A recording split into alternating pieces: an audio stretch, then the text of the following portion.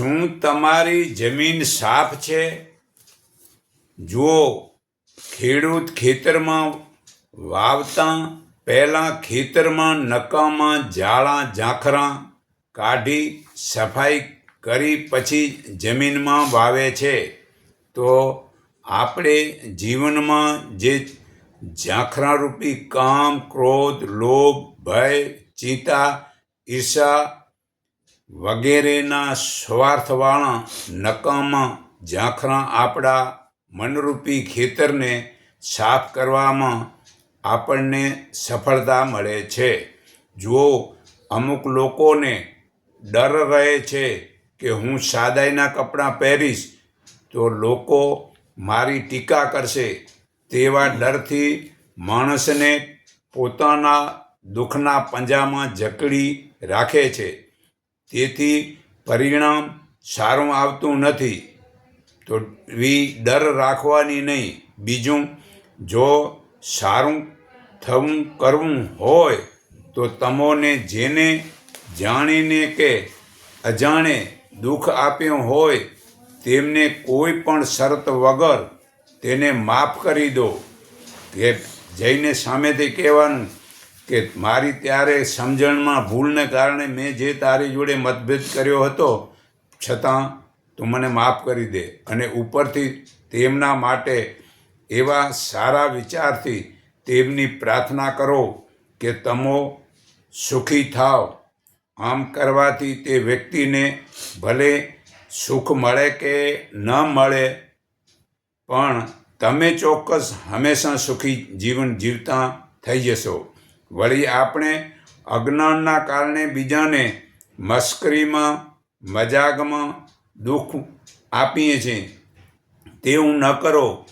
મશ્કરીમાં જુઓ, આપણે દેવતા પકડતા નથી કે સાપને પકડતા નથી. જ્યાં મશ્કરીમાં સાપ કે દેવતા પકડતા નથી, તો મશ્કરીમાં જૂઠું બોલાવીને બીજાના દિલને ન દુભાવો. બીજું, સારું બનવું હોય તો દરરોજ સાથે એક નોટબુક રાખો. તેમાં સારા સારા કર્મને લખો અને ખરાબ હોય તે પણ લખો. બધું લખી તેને દરરોજ સાંજે ઘેર આવીને વાંચો. પછી તો સમજાશે કે મેં આટલા બધા ખરાબ કેમ કર્યા છે. તો દરરોજનું આવું કરવાથી સરવૈયાની અંદરથી આપને સમજણ પડશે અને ખરાબ વિચાર છૂટશે અને સારા વિચાર વધશે. આવું કરવાથી શું થશે જાણો છો? અજ્ઞાન જશે અને જ્ઞાનની પ્રાપ્તિ થશે. જો વાવણી માટે ઓજારની ધાર કાઢવી પડે છે તો હાલમાં ભણેલા એવું અભિમાન કરે છે, અમો તો ગ્રેજ્યુએટ થઈને એમડી બની ગયા છીએ. તું તો ગઈકાલનો એમડી બન્યો છો, પણ તું જાણે છે કે આ દુનિયામાં કરોડો વર્ષ પહેલાંનું આ જ્ઞાની શું શું જાણે છે? તે જો તું નહીં જાણે તો આવતીકાલે તમારી પાસે જે બ્રહ્મજ્ઞાન વિદ્યામાં તું સાવ અભણની ગણતરીમાં ગણાવાનો છો. માટે ભલે અંગ્રેજીમાં ભણો, પણ માથે સાથે મન સાફ થાય તેવું બ્રહ્મજ્ઞાન શીખશો તો આ જીવનમાં શું ભવોભવમાં દુઃખ મળશે નહીં અને ભવોભવ સુખ મળશે. તો બ્રહ્મજ્ઞાનથી મનરૂપી જમીન સાફ થશે. તો મનરૂપી જમીન સાફ કરવા માટે મારા નાકની સામે જુઓ. આમ ડાબી બાજુ શ્વાસ ભરો, આમ જમણીએ કાઢો, ને જમણીએ ભરો ને ડાબીએ કાઢો. એમ કરવાથી લાંબા સમય પછી તમારું સુષુમ્ના નાડી ખુલશે. ને સુષુમ્ના નાડી ખુલશે એટલે ઈંગલા પિંગલા ને સુષુમ્ના, આ ઈંગલા પિંગલા અને સુષુમ્ના ત્રિવેણી સંગમમાં તમને નાહવાનું છે, આ સ્નાન કરવાનું છે. તો જુઓ, જીવન મુક્ત થવું હોય તો આપણે શું કરવું પડે ને? તો એક ક્ષણ મન આમ સ્થિર થવાથી આખી પૃથ્વીમાં શ્રેષ્ઠ જોગી ગણાય છે. આ ગીતા અધ્યાય 6:47 પુરાવો છે. ને તે જોગી અગ્નિહોમ કરવા કરતાં પણ વધારે સારો છે. તે યોગી તપસ્વીઓ કરતાં પણ વધારે સારો છે. તે યોગી જ્ઞાનીઓથી પણ વધારે સારો છે. માટે હે અર્જુન, તું યોગી થા. આ ગીતા અધ્યાય 6:47 પુરાવો છે. વળી જે આ નાદનું સધન પ્રાણ અપાનને એક કરીને દ્રષ્ટિને નાકને ટેરવે રાખીને સારા ભાવથી 2 હાથની આંગળીઓ કાન વડે ખોસીને નાકે વારાફરતી શ્વાસ વડે સુષુમ્ના ખોલીને બંને આંગળીઓ કાનમાં રાખીને નાદને સાંભળવો છે. પછી તેમાં મન લીન થાય છે. તેને કર્મનું પાપ લાગતું નથી. ને અજ્ઞાનીને સૂર્યના ઉગવા ને આથમવાની વચ્ચે કર્મ કરવું જરૂરી છે. પરંતુ જેનું આ ચેતનરૂપી સૂર્યનું જ્ઞાન જેને થઈ ગયું છે તેનો તો સૂર્ય ઉગતોય નથી કે આથમતોય જ નથી. તે તો કાયમને માટે આમ ઉગેલો જ રહે છે. તે પરમાત્મા રૂપી આ સૂર્યના જે દર્શન કરે છે તે કોઈ કર્મ કરવાના તેને પછી રહેતા જ નથી. તો શબ્દ, મંત્ર કે નામ કે રૂપને છોડી દેવાથી આ ઉન્મની અવસ્થા પ્રાપ્ત થાય છે. તેને લીધે પરમાત્મા સાથે એકતા થાય છે.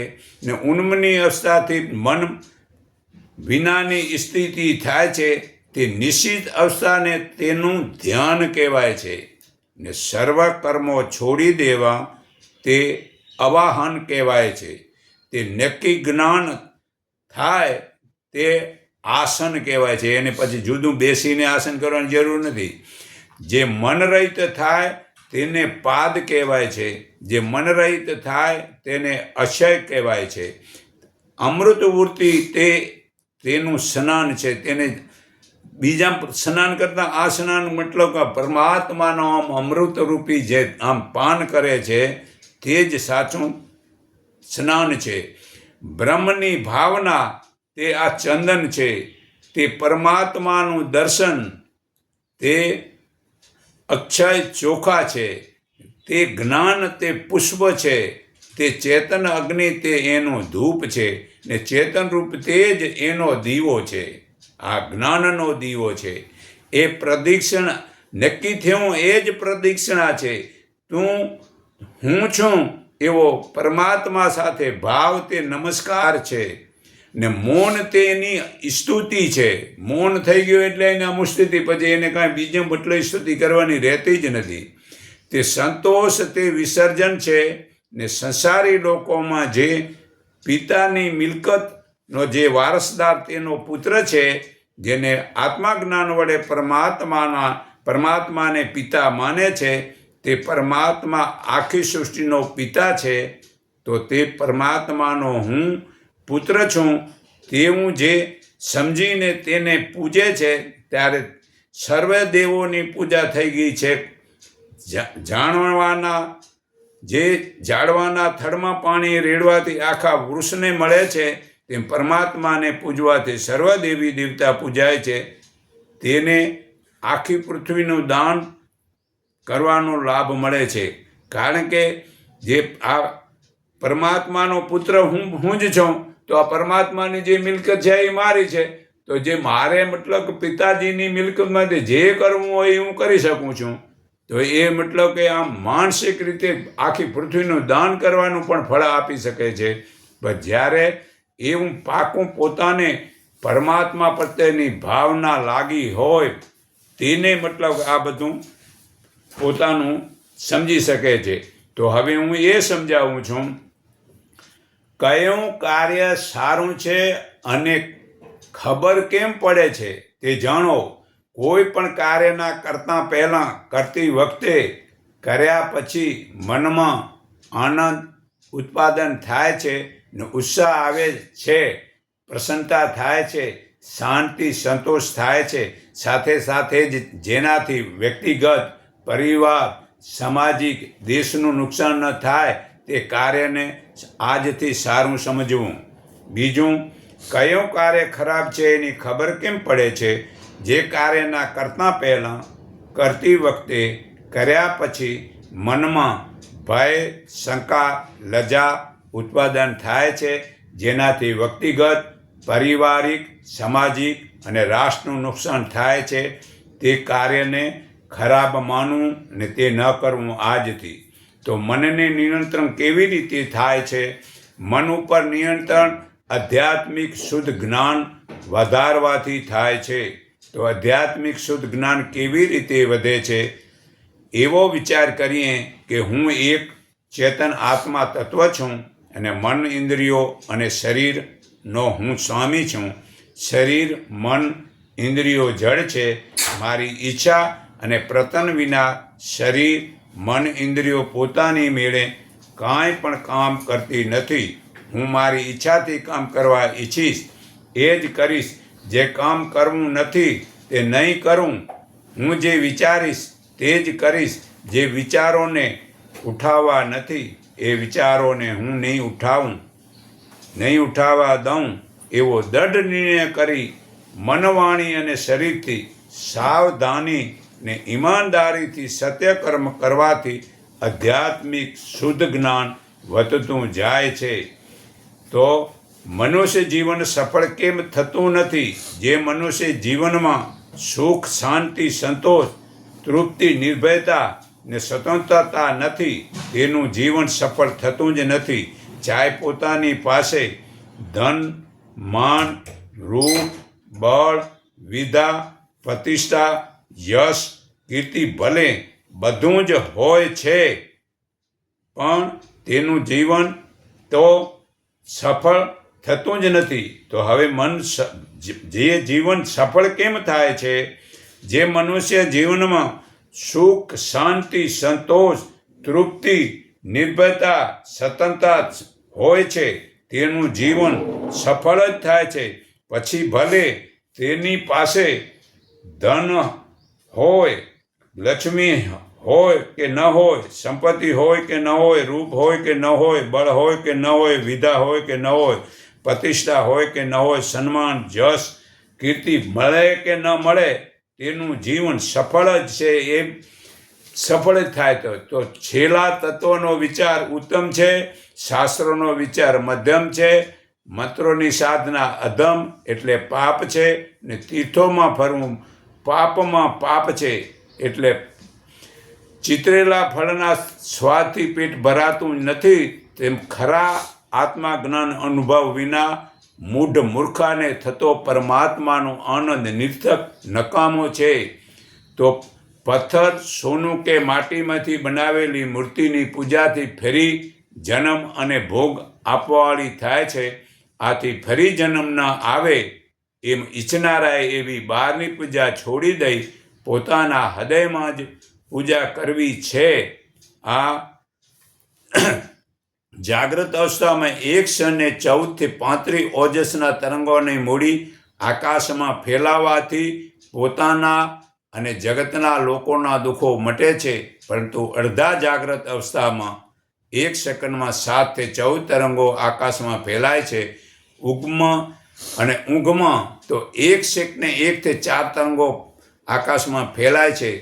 તો ગીતા મત તો આભા મંડળ સંબંધ આપણા ભાવ અને કર્મ સાથે છે. તો આપણે સત્ય ઈમાનદારીથી કર્મને સુધારીને આભા મંડળને સુધારી આકાશમાં આપણે આ આભા મંડળ શક્તિ કવચ જે છે તેનો ભંડાર ભરીને આ શરીરનું રક્ષણ કરે છે. આ આભા મંડળ શક્તિશાળી બનાવવા ધ્યાન, તપથી આભા મંડળમાં પોતાની ઈચ્છાથી ફેરફાર કરીને બીજા લોકોને મદદ કરીએ શકીએ છીએ. તો આપણી આ સુરતાની દૃષ્ટિને મન વડે સત્ય પ્રત્યેક શ્વાસે નાભીમાં સ્થિર કરવાથી આત્માનું ઓજસ વડે આ આભા મંડળ વડે લોકોનું દુઃખ મટે છે. તે મોટી સેવા છે. હું સર્વના હૃદયમાં રહેલા પરમાત્માને હું મારા હૃદય ભાવથી નમન કરું છું. એકને માનો, એકને ઓળખો અને તમે તમારી આ જમીન જે છે તેને સાફ કરો. તો આ વિડીયો સાંભળી તમે ચોક્કસ તમારા મનને સાફ કરશો તો જીવન જીવવા જેવી મજા આવશે. આટલું કંઈ મારી વાણી વિરામું છું.